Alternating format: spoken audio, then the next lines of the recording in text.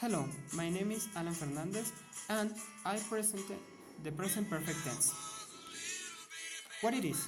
The present perfect is used to indicate a link between the present and the past. The time in which the action takes place is prior to the present, but not specific, and often a greater interest falls on the resultants than on the action itself.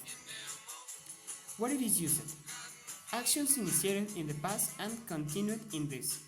Actions retried in a specific period between the past and the present. Actions concluded in a very recent past. When referring to an unfinished temporary period or when the temporary dimension is not relevant or noun.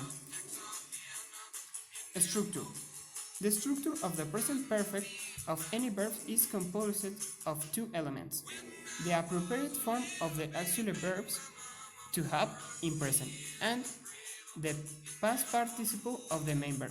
The past participle of the main verb, the form of a regular verb is root plus ad.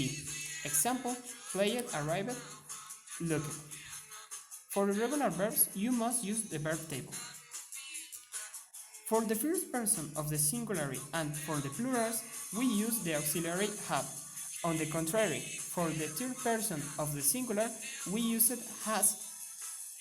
This is repeated in the negative and in question. We can see some examples of how to use this time in affirmative. In this case, we add the negation of the auxiliary, this giving the haven't and the hasn't, but in this way the sentence will have the same structure. In the question, the assistant is placed before the subject and then the verb. If you have any questions, you can check the links present here. Thanks for paying attention and watching.